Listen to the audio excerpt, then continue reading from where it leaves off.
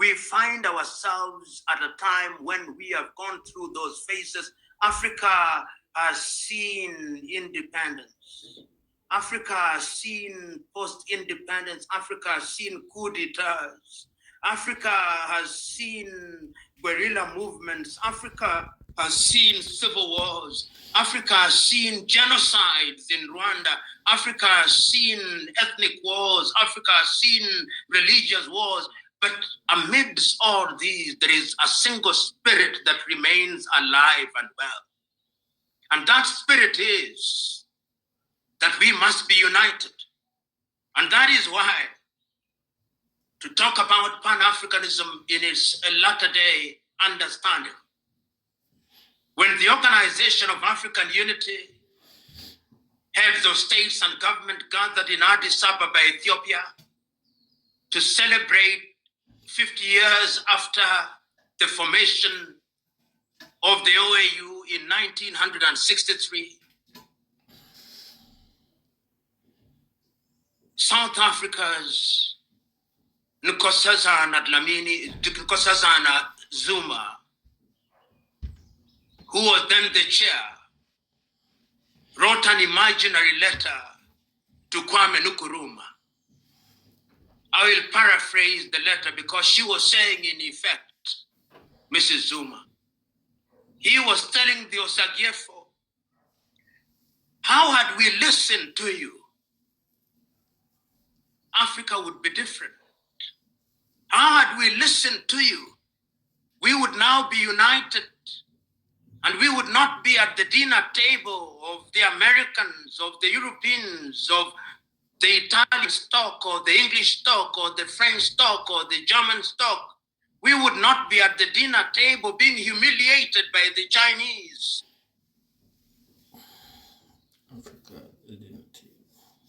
Zuma wrote that imaginary letter and said, but all is not lost. I can look forward to the day when Africa will have regained our luster, when the Democratic Republic of Congo will be the engine of Africa, when there'll be a railway line from Addis Ababa in Ethiopia to Dakar in Senegal, when there'll be a railway line from Cape Town in South Africa to Cairo in Egypt. Zuma writes that imaginary letter to Kwame Nkrumah. And I want to believe that that is the basis of Africa Agenda 2063.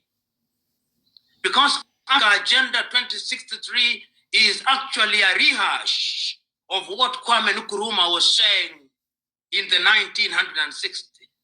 So that today, when we talk about Agenda 2063, we must see it in the context of the lost opportunity and the desire of Africa that by 2063, we will be united, but I hope that it will be sooner rather than later.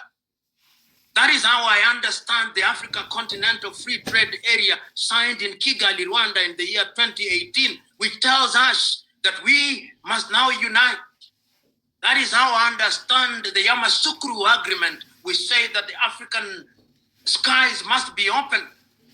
That is how I understand the Maputo Protocol. That is how I understand all these protocols. That is how I even understood that earlier, the Lagos Plan of Action of 1980 of ensuring that Africa grows as one unit.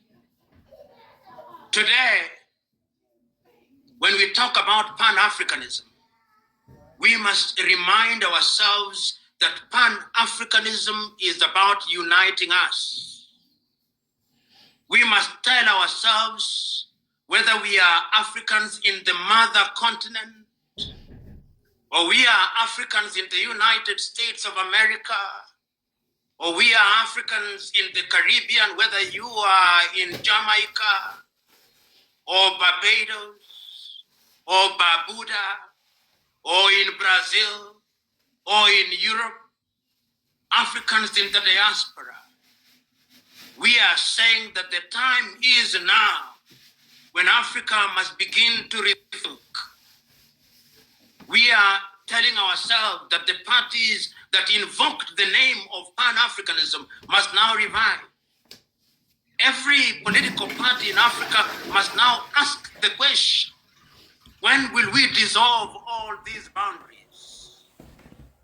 When will it be possible in the spirit of pan-Africanism that I can move without let and hindrance from Johannesburg in South Africa through to Namibia, and from Namibia through to Lesotho, and from Lesotho through to Eswatini, and from Eswatini through to Mozambique, and from Mozambique through to Zimbabwe, and from Zimbabwe through to Angola, and from Angola to Equatorial Guinea, and from Equatorial Guinea I can move to Malawi and Zambia and have a detour of the Comoros, and from Comoro to Madagascar to the Seychelles, and as I come up, I'm able to move into Tanzania and to the Democratic Republic of Congo, and I don't stop there. I move to Uganda, and I move to Rwanda and to Burundi and to Nairobi, move to Eritrea and to Somalia, and I don't stop there. I go to Djibouti, and from there I move to South Sudan and to Sudan, and I don't stop there. I go to Egypt, and I go to Tunisia, and I don't stop there.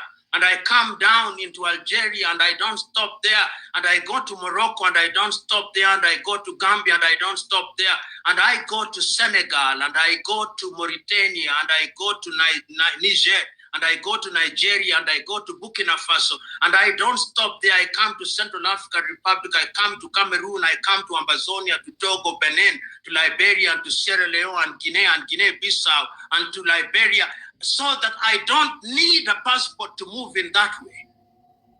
Today, Africa has currencies, which none of which is called a hard currency. We are here during the corona, and some of us are now trying to hoard dollars because our countries mean nothing outside of our boundaries. I look forward to the day, because that is what Pan-Africanism is all about. I look forward to the day when there is only one currency, and that currency, whether you call it Afro or you call it any other name, it is a currency that we can use. I look forward to the day when the South Africans will not be threatened by the Nigerians or the Ghanaians threatened by the Nigerians. I look forward to the day when I can set shop in Cape Town and nothing happens. And that is how I understand latter-day Pan-Africans such as Thomas Isidore Sankara.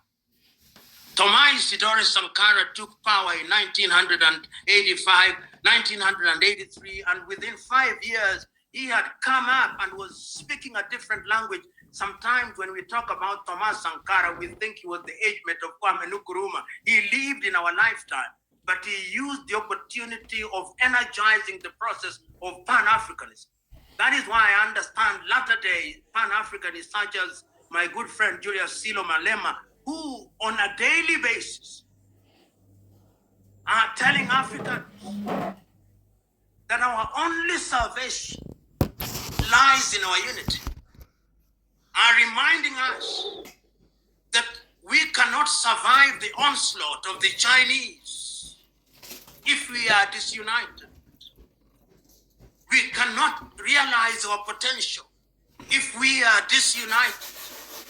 I hold the view that Pan-Africanism is our avenue to success. I hold the view that Pan-Africanism must now be understood not differently, but in the manner that it was conceived by Kwame Nkrumah, in the manner that was understood by Julius Kambarage Nyerere. But Kwame Nkrumah is not telling us from the grave that his ideas are set in stone. Kwame Nkrumah is telling us that you, the younger generation, must now take the baton. And this brings me to the speech that I started with. The speech that was delivered on the 6th day of March, 1997, by Julius Kambarage Nyerere, had stopped at a point when Mwalimu had said that our salvation demanded that we are united. And he said, if Africans think that they can respect their so-called boundaries in these little unviable countries, then God save them. But God is not in the business of saving those who have chosen to embrace stupidity for its own sake. Mwalimu said. Mwalimu said that when he retired as the president of Tanzania, whenever he went out and he was introduced as the president of Tanzania, some in his audience asked, and what is Tanzania? Is Tanzania next to Johannesburg? They do not know, Mwalimu said. But they recognized the fact that he was an African. He reminded us that it is not our Tanzanian-ness that matters.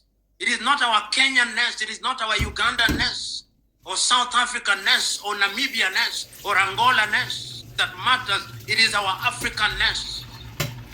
When the Chinese are punishing our Africans in Guangzhou, in China, during this corona period, they make no distinction between Nigerian and Ghanaian and Kenyan. All they see is our black skin.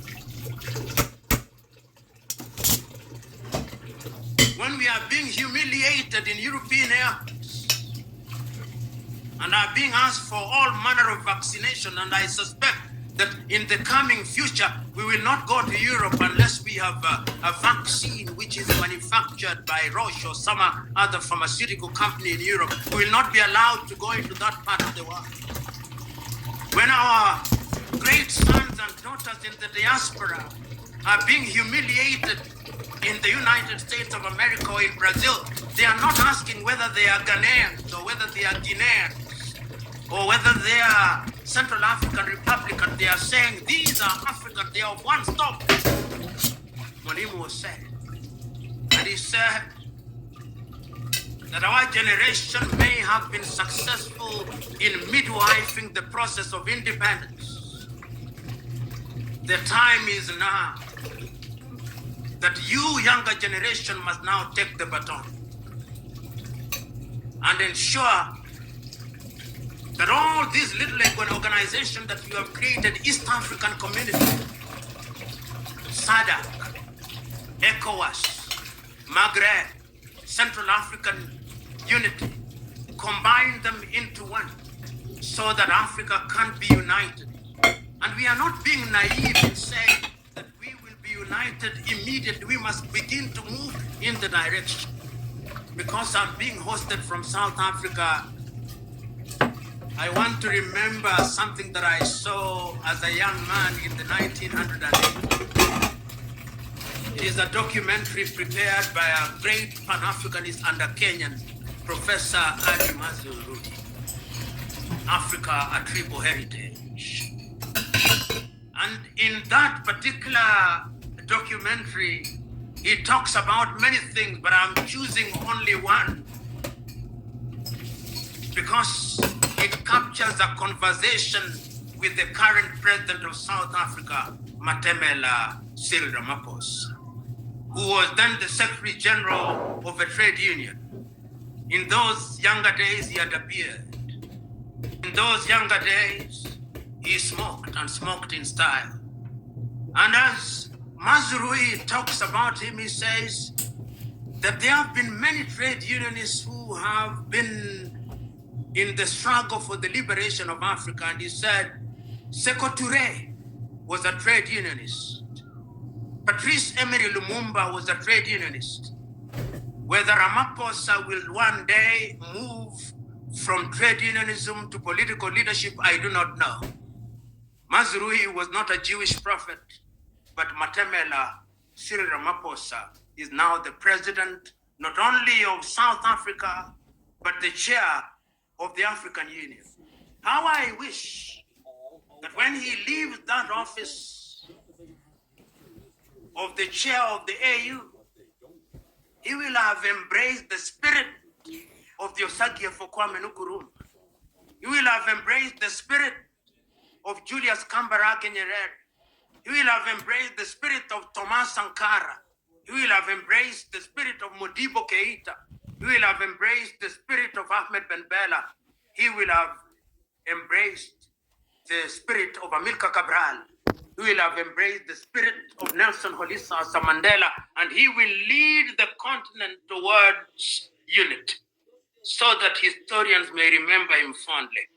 How I wish that Pan-Africanism going forward will mean that from today henceforth, wherever we are in mother continent, wherever we are in the diaspora, we will now begin to read from the same script, a script which says, our inherited boundaries mean little, a spirit which says that our unity must mean that we improve intra-African trade,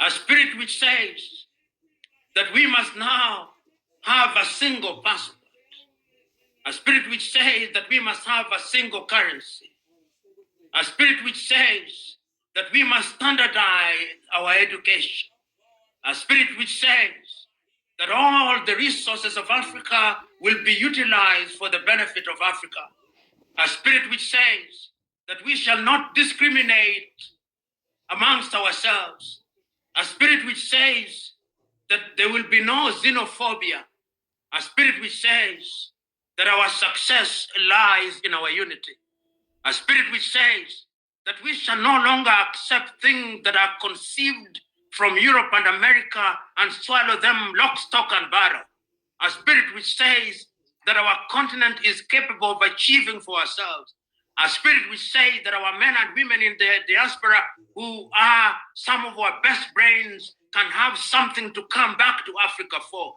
a spirit which says that united we stand and divided we fall, a spirit which says that Africa can actually survive.